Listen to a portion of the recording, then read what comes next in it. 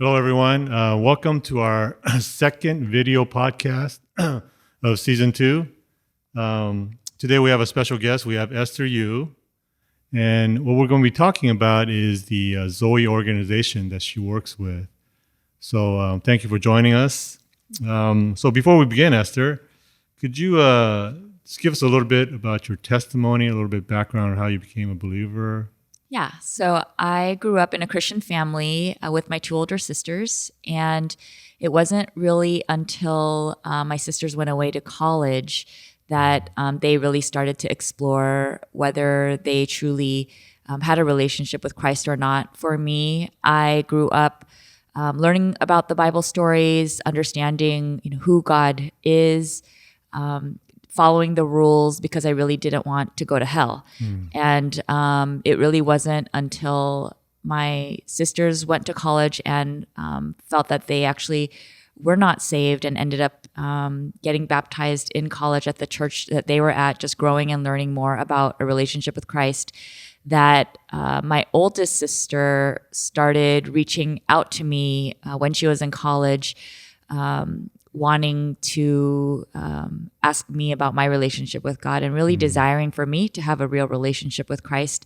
She and I, growing up, I really don't have a lot of positive memories. We have a large age gap growing up, and so she and I were really distant, and I was the annoying little sister, and we fought quite a bit, and just didn't have much of a relationship. But after she became a believer in college, she would come back and really show authentic love and care to me. And she wrote me a letter of seeking my forgiveness for the way that she treated me and just really wanting to love me. And I really felt and saw such a huge difference in who she was. And it made me want that too. And so that's when I started exploring, how to have a relationship with Christ and studying his word because I wanted to learn about who he was. And I think for me, I really felt before that all the things that I did made me in right standing with Jesus. But I think it was in learning more and more, understanding that I am a sinner and in need of a savior. And before that, I really didn't understand that I am in need of a savior. And so it was in that, I don't have a day that it happened, but I just know that sometime in about my sophomore year in high school that I just started growing in relationship with Christ and wanting to turn my life around for him and living for him and recognizing that I'm a sinner in need of a savior and repenting and just desiring for my life to be about pleasing Jesus. All right, very nice. It's similar to mine in the sense that I don't have a specific date as well. I kind of grew up in the church, and so I hear people when they say that, right? I know some people they tell you, well, you have to have a date where you're saved. I'm like, well, I can't bring it up out of the air, I don't know.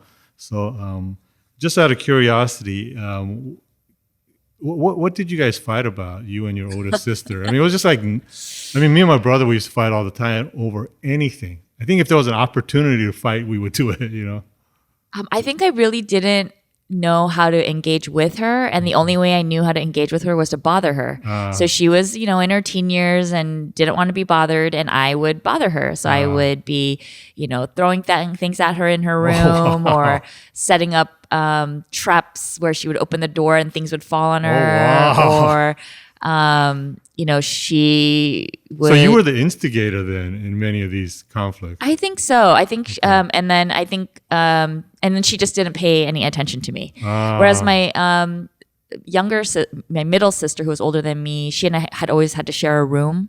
So she and I were much closer and had a relationship. Wow, I didn't know this. I've known Esther for a long time as well too, and I did not know that portion of setting traps and stuff. That would actually have been a very funny time.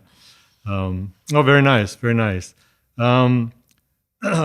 So in terms of your work with Zoe, could you give us a little bit of a background on what exactly your responsibilities are, and maybe even give us kind of a background of Zoe itself? Mm-hmm. So Zoe International was founded in 2001 by Michael and Carol Hart, who were working in the film industry. They had a lighting company. They had a successful business. And when they first heard about human trafficking, that children were being bought and sold for labor and sex in today's day, they couldn't believe it. There was somebody who had come to their church to share about it. So they wanted to see for themselves. And they ended up establishing Zoe International, and they sold their business, they sold their house, and moved out to Thailand is where it began. And back then, there really wasn't a lot of information or experts to look to find the way of how to help. And so they really forged a new ground and pioneered the work alongside everybody else. And so in Thailand, they started a children's home to help children who are at risk of being sold into slavery, and eventually focusing the work on helping to rescue kids that are in a trafficking situation. And so Zoe's mission is to reach every person with the good news of Jesus and to rescue every child from human trafficking. Okay. So that is Zoe. And then we operate in 5 countries. So we are in Thailand, USA, Mexico, Japan, and Australia. And in regards to reaching every person with the good news of Jesus, we have evangelism programs, discipleship programs, mentorship, missions programs. And then with the human trafficking, we have prevention. So we work to educate communities about human trafficking. We do rescue, where we work alongside law enforcement and social workers to help rescue children out of trafficking situations. And then we work in restoration, which is to provide a safe home for children to live. Our church, we went on a missions trip with David and Esther when they were working in Thailand. And I want to say there was about 18 of us that went that time. And, I was aware of some of these things. But again, I think because of where we are at, the influences that we have, certain information never kind of comes across our table. And so when, I believe it was Mike that was talking about it in one of the sessions, he said that at this current time, this information might be a little bit outdated, that there's 27 million kids that are trafficked in the year. And, I looked at that and I remember thinking about that. I go, 27 million? I mean, there's so many countries in this world that don't have 27 million in their population, right? And so that's that's an astounding number. And yet we were so unaware of that information. So it was very eye-opening. So in terms of how do you help out with Zoe?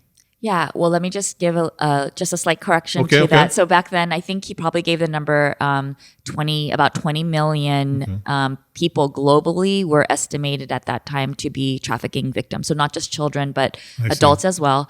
The current number, based on a report by the International Labor Organization, they estimate 24.9 million people are globally trafficked. Wow. However, they now include forced marriages in that number. So sometimes you might hear 40.3 million people if you include forced marriages. Can you talk a little bit about what a forced marriage is? So that would be, and it happens a lot in like the Middle East or in Africa. And it would be when a person is forced to marry somebody, sold to be forced to marry somebody, children as well as adults. So it's not like... your parents forcing you, quote unquote, to marry somebody you don't really like, but it's literally you're being sold to as a wife or a husband or whatever into that marriage. And selling could be in the form of money, but it could also be in the form of other material like payment exchanges. To the parents, et cetera. Wow. Okay. Wow. So how do you specifically fit into this Zoe company? So back in it was back in 2017. Back in 2011, David and myself, because we had always longed to do missions work abroad, we were able, through the support of Emmanuel Bible Church, go out as missionaries to Thailand with Zoe International. So we were out there for 5 years in Thailand, helping with, I was able to help with the counseling program.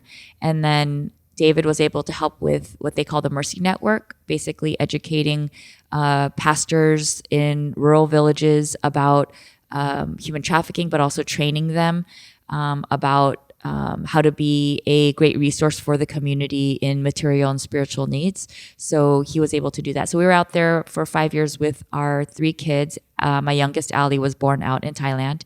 And then we moved back in 2017 back to LA, and David is no longer with Zoe, but he is back with Emmanuel Bible Church, and I was able to stay on with Zoe to help with our Los Angeles work. And so now I'm currently the Assistant Western USA Regional Director, and my role is really to help oversee one of our programs, which is the advocacy program, and that is where we are partnering with law enforcement, social workers, probation officers. When they identify a child who is a victim of sex trafficking, then we can come alongside those partners to provide victim advocacy services and support. Or if they think a child has a lot of signs that they may be getting trafficked, so we would call them at risk, then we can also come alongside them and build relationship to prevent them from becoming a victim.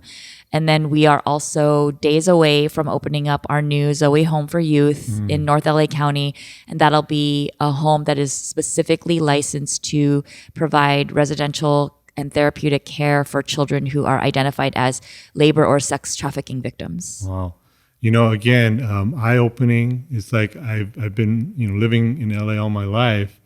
And yet, when you mentioned before that, U.S. is one of the countries that Zoe works with, it's a country that I don't really imagine or equate with child trafficking. So even in our own backyard here, you're opening in North LA in a few days. Can you kind of, I don't know if you have the numbers in front of you or whatever, but kind of talk a little bit about what statistics that LA has in regards to this? So based on reports, this is purely from law enforcement when they recover kids 24/7 off the streets, in motels, in different places. Hundreds of kids are recovered from sex trafficking situations. Labor trafficking is a little bit harder to identify, but that is definitely present and happening. And there's more concerted effort to try to identify signs of labor trafficking of children. But it looks different internationally sometimes versus domestically here in the US. I think internationally, it could be, for example, a family that is poor. They live in a rural village, and maybe the parents are working all day and kids are not monitored and supervised. And maybe somebody, even a friend, may approach that family and say that they want to provide a good education for that child because there's no schooling in that area. So they ask the parents if they could become the guardians of that child and take them to school, or maybe it would be to help give a job to that child. And so then the parents, trusting that person, will allow that child to go with them, but it ends up being a false situation where that child is forced to work in labor or sex trafficking. And so that could be a situation, or it could be even in Thailand, a teenager who is in need of money, and maybe her friend is already being sold for sex, and that friend knows that child needs money and offers them a job, and the girl ends up going to a motel and not realizing what is involved, and she realizes that she's supposed to have sex with this person. And so there's situations like that. Here in America, there are many different ways. I think the common understanding of the public is movies like Taken, or those other sensational stories where maybe a person might be kidnapped and then trapped and sold. But more commonly in the US, because traffickers don't want to be detected, it's sometimes more subtle, where an older guy might approach a young girl and pretend to have interest in her romantically. And so this girl thinks that this older guy is interested in her, and he might start showing her a lot of attention, care, give her material things. And so she believes she's in a relationship with this person, and not knowing that this person, this is their MO, this is the way they operate. They do this over and over again with multiple girls and women. And eventually at some point, when this girl has slowly been isolated from safe people in her life, she starts to trust this person and doesn't have a lot of safe people in her life anymore. This relationship can easily turn into an abusive one where he may threaten, pressure, influence her into maybe just trying to make some money and maybe just this one time and asking her to go meet somebody to have sex with them and making money. And so that is sometimes the entry into that. Some kids who live in group homes in LA County, they come from abusive homes. They don't have family to take care of them. So they're taken care of by the system. They're living in a group home, and there they may meet an older girl who, maybe that child doesn't want to live there. She says she wants to get out of there. An older girl may say, let's run away together. I know somebody who can take care of us. And so they run away. This girl's trusting this friend, and they go and stay with somebody they think is just a friend of theirs. And after some point, we know of stories where a girl may be immediately physically harmed or given drugs and forced into trafficking, and other situations where a girl who has nowhere to go now is pressured into a trafficking situation. So it looks different here in LA, here in America, where there definitely are girls who are kidnapped, who are taken by gangs into trafficking situations. But most of the time with the children that we work with, it's a slow grooming process where they themselves don't even realize that they've been targeted to become a victim of trafficking. They think they themselves fell into a relationship and fell into this and even chose this life, not realizing, just like a perpetrator might slowly groom and abuse a child for physical or sexual abuse, in the same way they've been groomed for trafficking. Wow. Is there a certain type that these traffickers are looking for? Certain areas that they actually go to? Certain people that they talk to know that these people are from broken homes or whatever to target? So traffickers will target a need, and they're looking for children who have a need, and that really is everybody. But they're looking for a need for love, a need for a relationship, a need for a friend, a need for money, housing, the basic needs, food, and in a place where a child is in their most vulnerable place, a trafficker is targeting that need and actually meeting that need in order to exploit them, in order to take advantage of them. Versus if instead that child met somebody who had authentic care and love to meet that need, who didn't want to take advantage of them, how different that course of that life of that child would be. But oftentimes these kids do meet somebody who doesn't have good intentions, and they often do target foster care youth. They might even literally be driving around a group home, waiting for kids to come out and offering them things, offering them a place to stay, offering them food, offering them a romantic relationship, a cell phone. We've seen children who grow up in suburban, even Christian communities, where they are following social media influencers that are unknown to the mainstream public, but they are known to young kids. They're popular amongst young kids who have hundreds and thousands of followers. And it might be a woman who's posting dance or provocative videos, and then this woman may direct message a child and ask her, do you want to go to a party?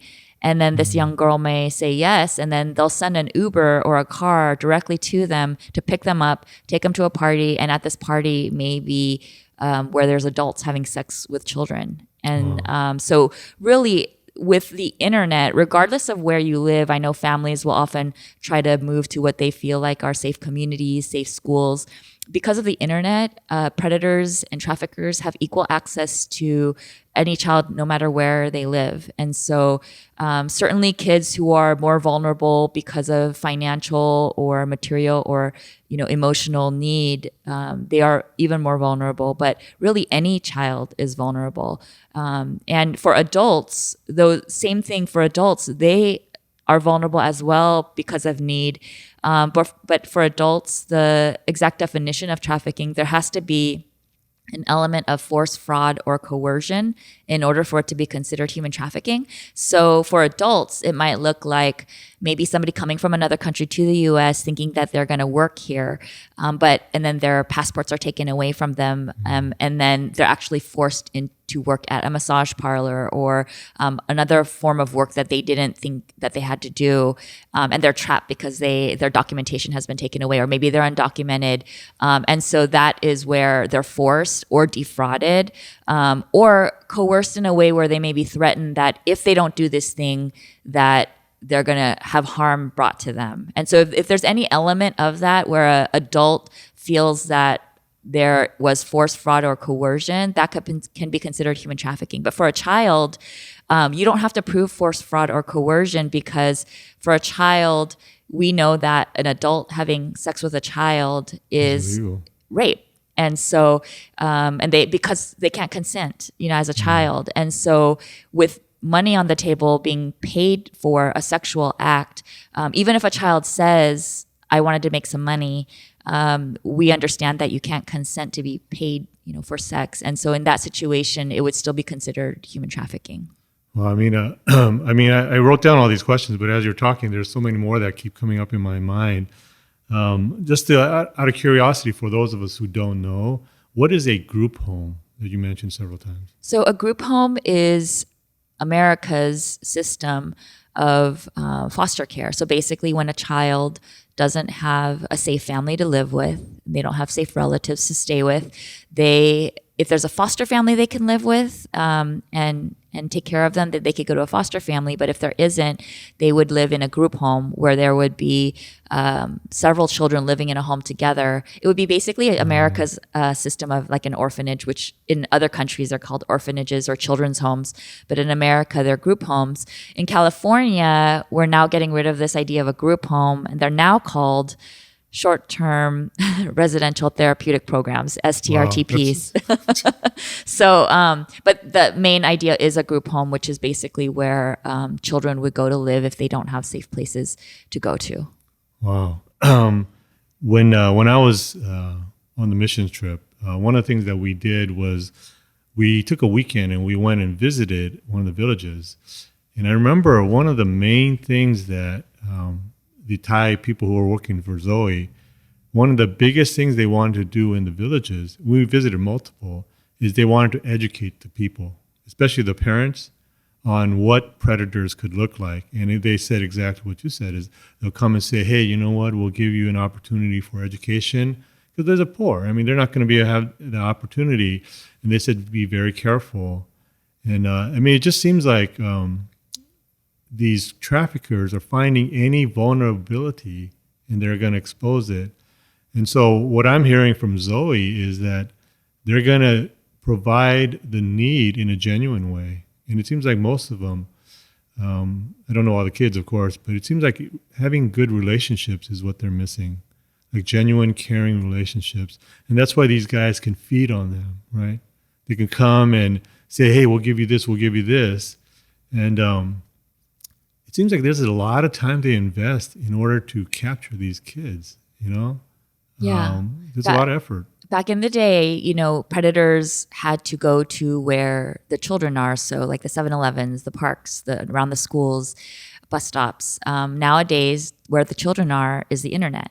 So, and nowadays, back then you had to kind of learn the child to try to figure out who they are, to try to connect with them.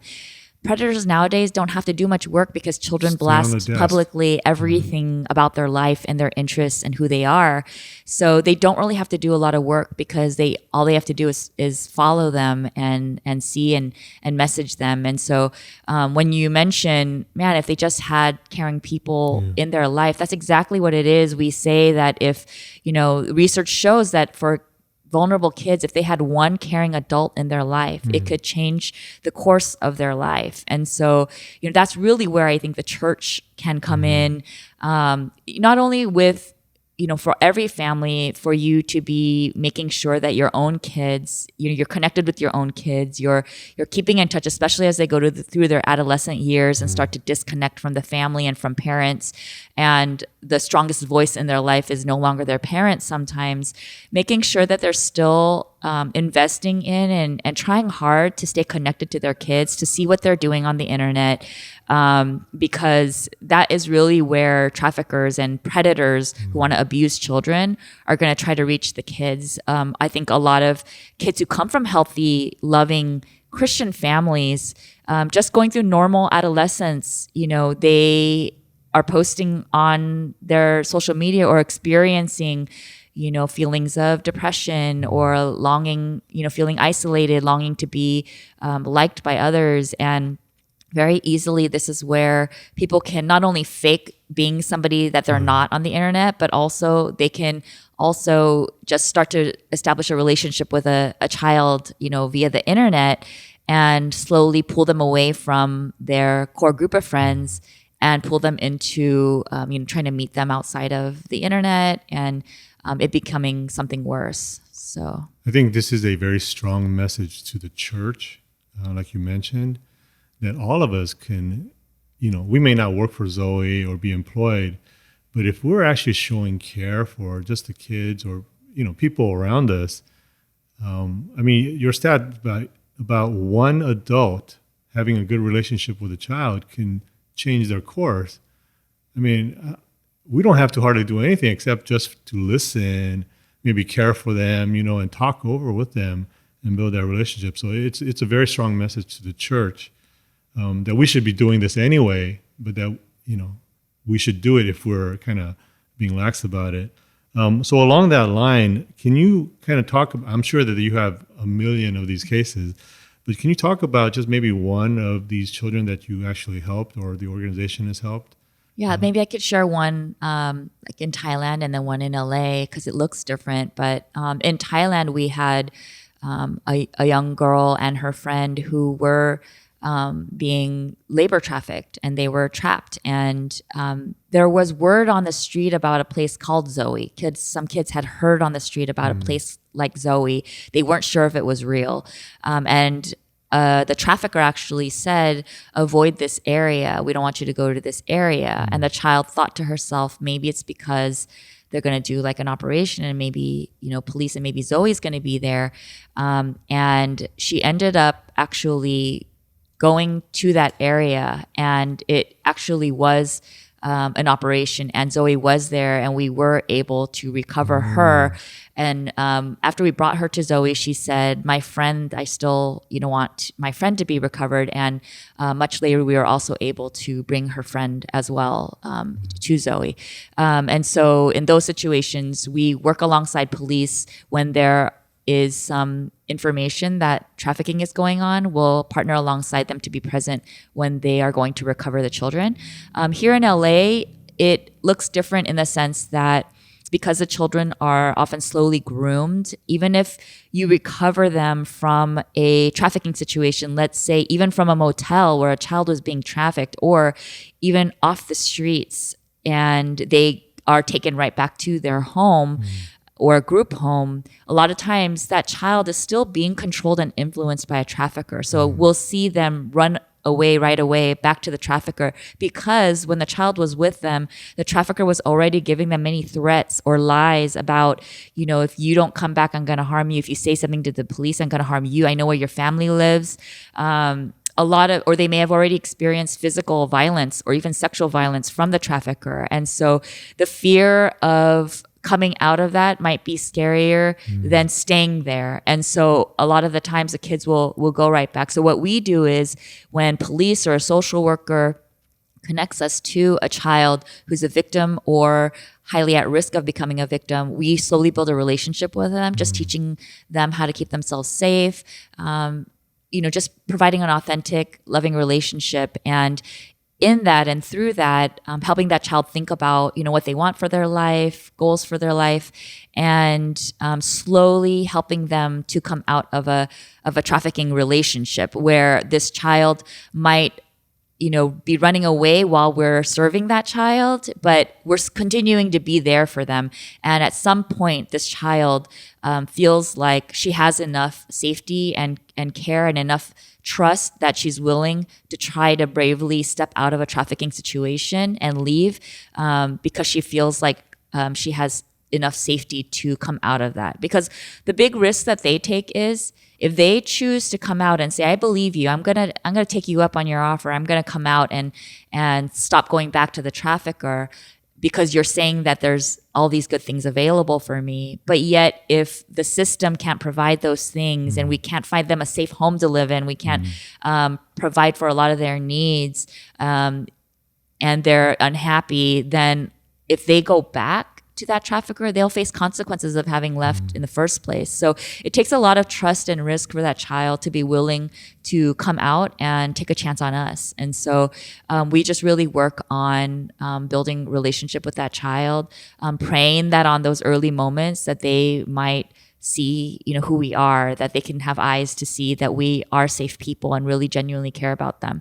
But what I want to say about LA is I went out during the pandemic because I had heard that statistically things were still going on and still very high. And it's hard to believe this, but in this day and age in America, in LA, on the streets, I went out to one of the streets that is known for trafficking on a Friday night, went out with another group that goes out and does outreach to the women and girls, and saw for myself that, on a main street in LA, there were about 30 blocks of women and girls standing on the street wearing next to nothing, literally being sold for sex. And what was even more shocking was seeing the lines of cars, like a drive-through, where we literally couldn't even drive into a street because there were so many cars weaving in and out of the side streets, basically talking to the girls to decide which girls they were going to purchase. And so that is happening today, every day on the streets. And, we work in collaboration with police to, try to help recover those individuals. You can't tell by looking at them which ones are children, but children are amongst, these women. And you can't tell on the streets by looking at the women that they're victims of human trafficking because it appears that they're there by choice. But you actually have traffickers that are watching them on the streets nearby. So I have heard stories of girls who have told us they were working, quote, working on the track is what it's called. And she begged the trafficker, it's so cold, I'm so tired, I don't want to do it anymore. And he forced her to remain on the street. So what you see on the street is not always what it appears. Well, I mean, I guess I'm shocked that I'm actually shocked. But how is it that the police, I mean, if you know about this and all these people know about this, why is it the police aren't doing something about this? So it is very difficult to prove human trafficking cases. And I want to just give a little word. Zoe is providing education on this as well. I can tell you right now, there is a movement to take away the tools that police have for them to be able to talk to these girls to identify which ones are victims. Right now, there are laws and penal codes in California so that when they suspect loitering for what they call prostitution or solicitation for prostitution, that police can use to talk with these women and figure out if they're trafficking victims, figure out if they're minors. Right now, we have a movement to eliminate and repeal these laws because there's a movement nationwide for the decriminalization of prostitution. Because the message is that women, especially African-American women and girls, are disproportionately being criminalized in the criminal justice system for prostitution. But by eliminating all these things, they're also eliminating consequences for the buyers and the traffickers themselves. And so they're trying to legalize prostitution, basically. Right. So, but going back to what you said is what is the police doing? So what they do is they have operations to, go out on their street and talk to the women to find out if they are victims. Obviously, a lot of the times the women do not want to talk to police. Yeah. And then they have other operations where they use to arrest the buyers of trafficking. Wow. I mean, it just, I look back and just your stat about 24.5 million, possibly going over to 40 million with forced marriages. I mean, the number is growing. Right. And so, again, you could say that it's because the population is growing, whatever you want to say, right? But I think it really comes down to there wouldn't be these situations, these traffickers if there wasn't a desire for it, if there wasn't a want for it, right? And so, I mean, just hearing about lines of cars, I mean, that's crazy to me, Yes. you know? So we don't hear a lot about the demand, but in order for trafficking to flourish, you need a demand for commercial sex. And so that's why, we and other organizations that work in trafficking, we, want to emphasize that point that we also need to target this demand piece. And that's really where the church comes in because, we believe that Zoe is in it to end trafficking, end child trafficking. And, we believe that the end is through the church. We believe that it's God through the church. And, we know that trafficking exists because of broken families, because of, needs and wants materially, but also spiritually, emotionally. And the church can be present to support vulnerable children and families, people, men and women who are struggling with pornography, for the church to be an active voice, to be vigilant about, making sure that they are not consumers of pornography. Many people in the pornography industry are victims themselves. When you hear actual survivor stories of people from pornography, it appears again like they are willing participants, but many times they've been groomed into it and have been trafficked as well into pornography. And so the church really has a place to be a part of the healing process. And just to share a success story of our dream and vision of how the church can partner, we were able to connect a family, who had material needs because they were actually moving from shelter to shelter, renting room to room because they were trying to escape traffickers and unsafe people. So they found themselves in an area and they were living out of a room with, several children. Their actual young child had gone missing due to trafficking.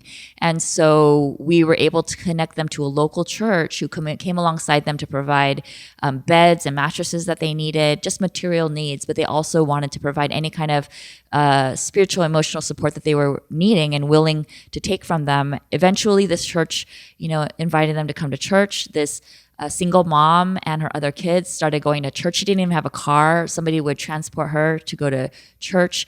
One of the older daughters started to get involved in helping in the children's ministry. The family started going to the pastor's house for dinner. The teen daughter and the mom would go to a women's group, and then the family, the younger brothers, would go and hang out with the other little boys, eating snacks and watching a movie. It was the first time they had ever experienced safe people in their lives because everybody around them growing up had really been unsafe people. And for 3 months, this other child was missing, and Zoe was working alongside the family, alongside law enforcement to try to find this missing child. Well, the law enforcement did find the child, and they were able to, as a church, celebrate, because they had been praying for this missing child to come home safely. And they were able to celebrate, and this child being able to come back to this whole community of support. When she left, they were in a shelter in downtown LA, by themselves with nobody. But when she came back, it was a whole community of love and support. The pastor's family invited their family over for a meal, and taking care of them. And they've still stayed alongside them. They're now living in a shelter and able to, slowly work towards rebuilding and being on their own. But the church is still very much a part of their lives and coming alongside and supporting them. That's, that's such a great story, I think that reflects on what Greg Gilbert talks about in his book Evangelism. It's just the culture of evangelism is in the church, and that's exactly what's happened. The pastor gets involved, the daughter gets involved, the entire church gets involved, and they celebrate. And I think that's a great message. It's encouragement for our church too, right? That we would pick that up. Because if it's one person doing the work, it might be a little bit burdensome. But if the entire community, the church community is doing it, it becomes a lot easier. That's a great success story. We see that these families don't have safe people in their lives. And a lot of the times I feel like, man, if they just had a church the way that we know, Meals on Wheels or crisis support, and that is what these churches, families don't have. And traffickers are really targeting, again, we're talking about vulnerability. We run a parenting class. We have a parenting class, both in English and Spanish, for families who've been impacted by trafficking.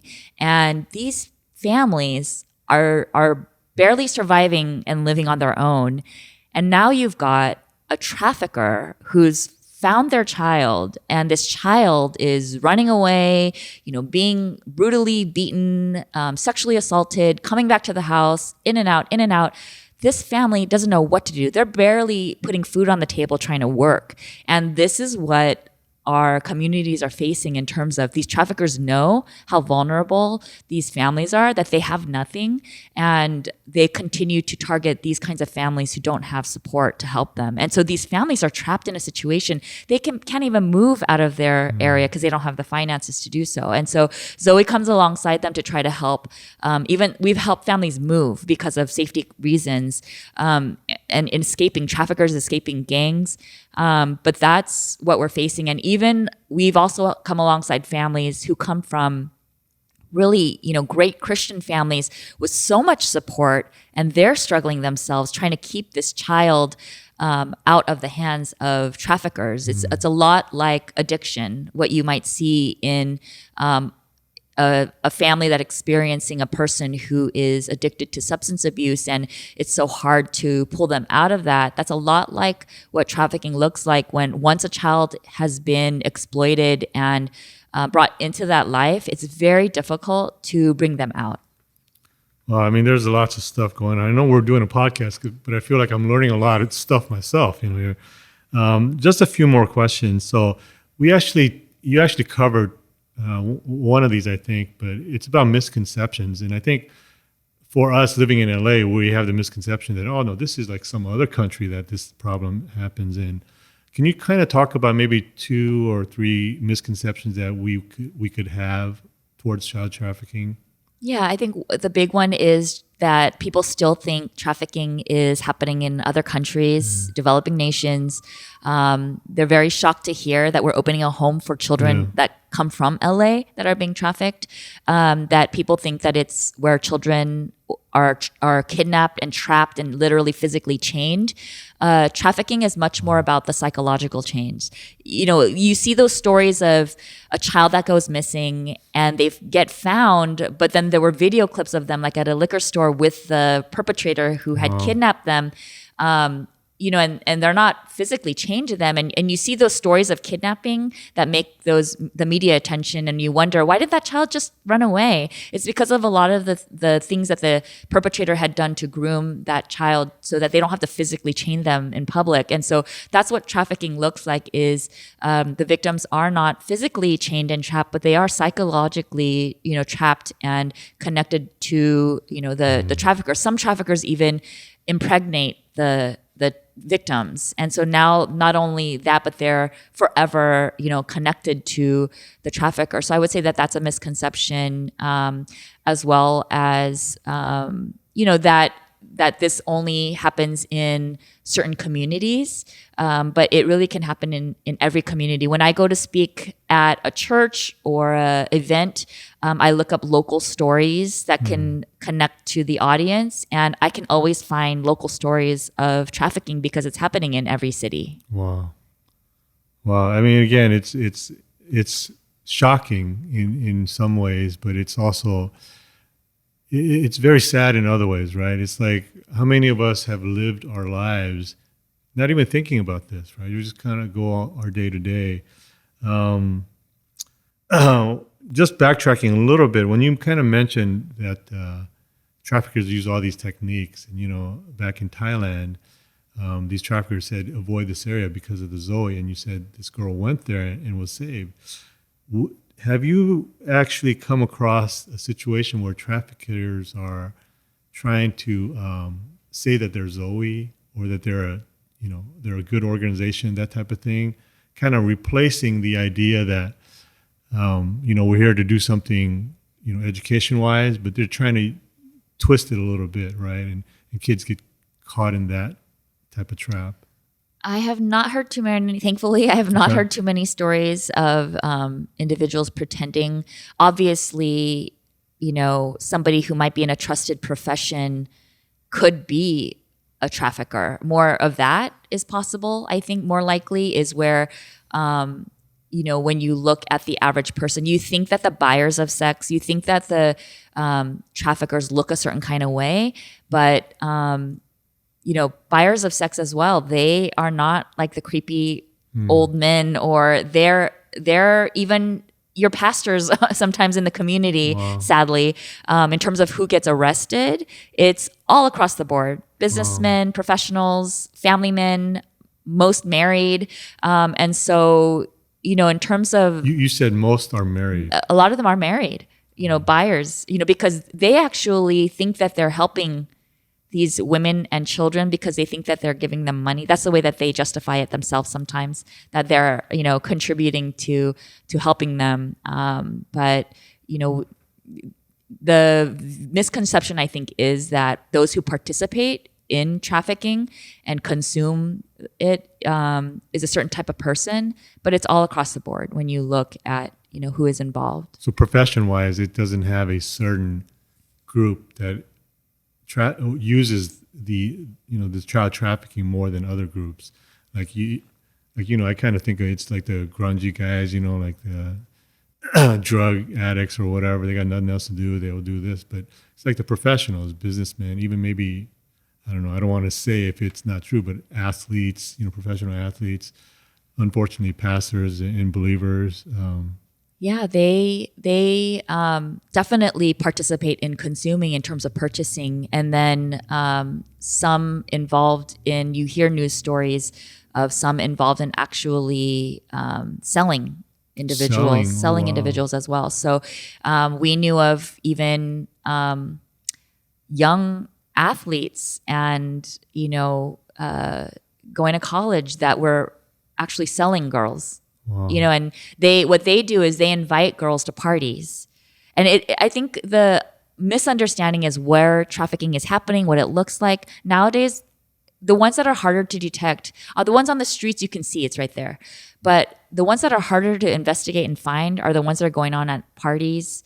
One girl told us, who comes from a suburban community, that it's where the drugs are, and where the drugs are is where the money is. So it is these more wealthy schools where parties are happening, where there is an exchange. So sex trafficking is when there's an exchange of a sexual act for something of value. It doesn't have to be money. If a child was offered drugs for a sex act, if a child was offered housing for a sex act, that could be considered trafficking. And so teenagers themselves don't even realize they're involved in trafficking, because they may exchange like a nude photo of a girl in exchange for something. That's trafficking. And so when we educate schools and we go and talk to teenagers, when we explain these stories, you can see the looks on the faces of some of these kids, because they realize that they've been participating in some form of commercial sexual exploitation.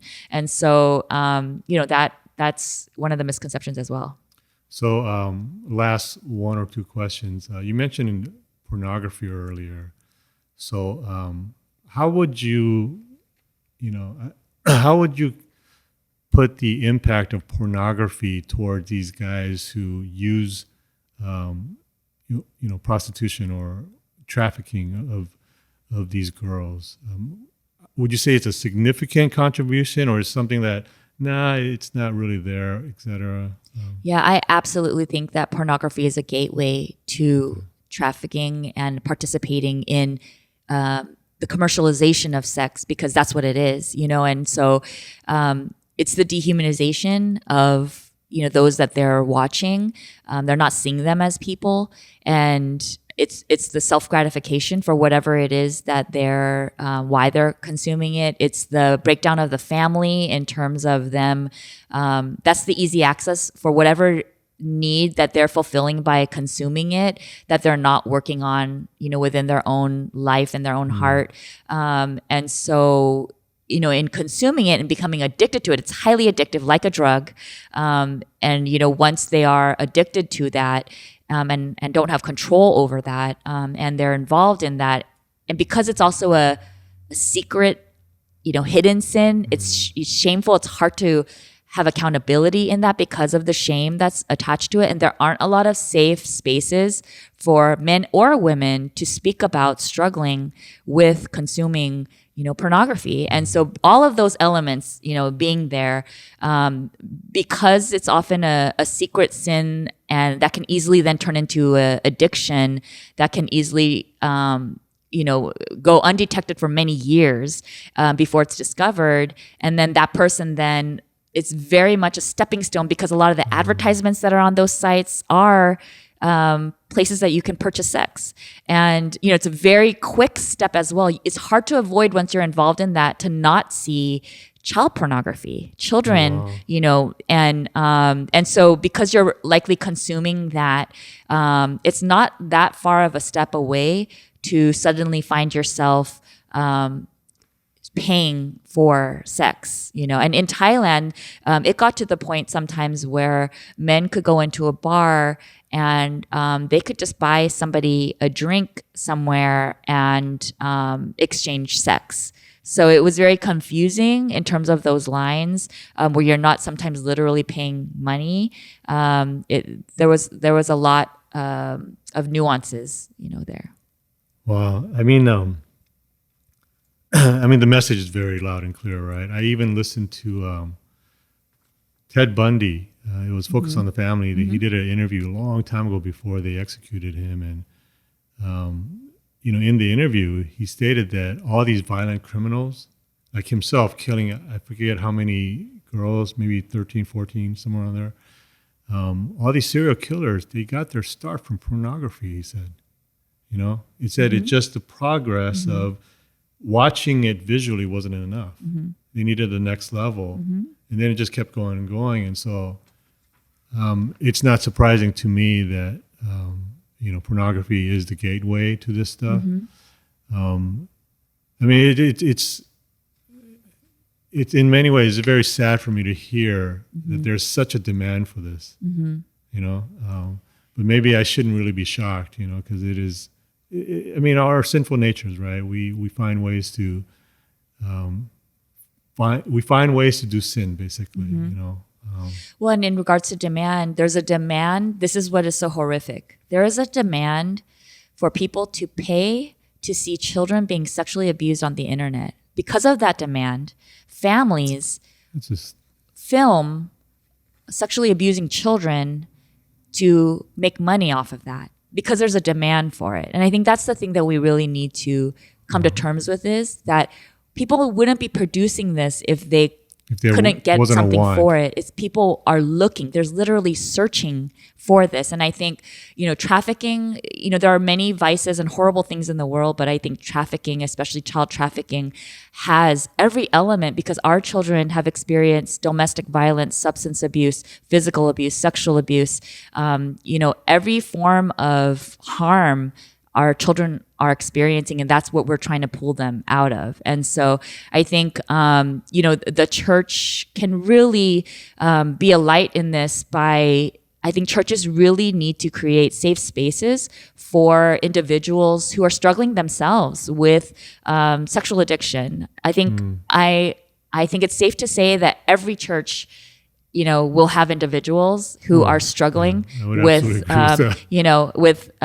sexual temptation and sexual addiction. And it's very important for the churches to really create a place where there can be good accountability, so that, even our children, because of the internet, they have earlier exposure. If your children are on the internet, they're gonna have exposure. No matter what we do to try to protect them from it, it's so difficult to, keep that from them. And so knowing that, our families need to be prepared in teaching our kids what to do, if they are exposed to it, and how to protect themselves, and knowing, finding signs that our children maybe even might be addicted without us even knowing, because this is the start of them being a consumer of it, and also them being victims of it. A lot of the kids that are victims have been exposed to, obviously they've been sexually abused, but also exposed to sexual content. And so it's not, unfortunately, their norm is often, it's not that hard for them in terms of what they're experiencing in sexual exploitation, because they've often been already sexually abused or have been exposed to pornography at young ages. So, I mean, again, there's, I wrote down a list, but every time you keep talking, there's more questions that keep coming to my mind. But we'll kind of wrap things up here. So I guess, I mean, I know you've given us a lot of information, but is there something that you would like to tell us, the audience, just basically as an exhortation or encouragement? You've spoken a lot about the church, and I think that should ring really loudly in our ears, that as a church, we can do a lot for this cause. But anything in particular that you would like to tell us, encourage us in any way? I think, really it's for Christians, for the church, it's to be faithful to what God has called us to be and do. If we're faithfully loving Jesus and loving people, then I do think a natural outworking of this is not only to make sure that we ourselves are healthy and thriving in a relationship with Jesus, and that our families are thriving, that we're providing a safe place for our children and then our own community in our church, and caring for those in our own church, and being safe people for those in our church without judgment, understanding we are all sinners. We are all people who struggle with something, but it's just in different forms. So if we can create a place where people can feel comfortable to share, what they're struggling with, but also I think then a natural outworking, if you are loving Jesus, if you are in intimate relationship with him, I think it's only natural that we're going to want to look in the community and others outside of ourselves and how we can love. And in that, I think the church always provides many vehicles to be able to do that. But it might even be in our own personal communities of maybe one of our kids' friends who, doesn't have a lot of support in their own family, or may not come from a safe family, or don't have as many resources.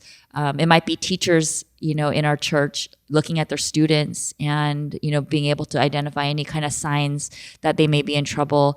But it really is just, again, like you said, is just caring, just loving our communities and the people who we have opportunity to be in contact with. Hopefully everything that God has blessed us with, there are resources for us to be able to be the hands and feet of Jesus, to our own communities. I think that's something that we can all do as well, right? It's not like you have to have a special title or be involved in a special organization, but each one of us can care for somebody. And I liked what you said about sharing with people and, finding their vulnerabilities, because they're not going to share with you unless they actually have a trust with you. And so I think that does take an investment of time. Yeah. And so, I mean, this is great stuff. And again, there's so much we could do in our backyard. We don't have to go on missions internationally for like 30 years to do something. We could help out right here in our own community. Yeah, so. I think I want to say that there's a place for everyone. And I have so many amazing, encouraging stories of even like one of our church members who owns a restaurant who provided dinner for free when we were having a support group for our kids nearby. Just this week, we got a call on our 24-hour hotline from a business in LA because one of our kids ran into their business, running away from a man. And they fed her, they were taking care of her, they didn't know what to do, but she was wearing one of our silicone bracelets that we give to our kids when we first meet them that has our hotline number on it, because sometimes the first time we meet them, we may never see them again. And so we tell them, wear this bracelet. And they asked the child, can we call this number? And they called us, and we were able then to send somebody from our team to take them to a medical clinic. But this beautiful business treated this child with such humanity and care. And that's how we as a community is just having the eyes to see, just being, treating, not looking down on the people around us, understanding that everybody has a story for why they're in the circumstance that they're in. And so there's a place for everybody. Not everybody is called to go direct face to face with these kids. But I love our church and the way that they support, even financially by funding some of the things that we're able, to fund organizations like Zoe so that we can go and be the hands and feet of Jesus, and so there's a place for everybody to do something. Wow, this is a great message. I mean, this is a good topic, and I feel like, again, we think that, we need to go to the deepest corners of the earth to do something like this, but it's like in our backyard. Yeah. And so I think the message is we can all have a part. So we definitely want to thank you for your time, Esther, and I'm sure if anybody has questions, they can also contact you, Yep. right, for anything Yes. further. And then, you can always contact myself or Gabriel as well. So we thank you for listening in. Hopefully that was a very informative session. Have a good rest of your day. See you next time. Thank you. All right.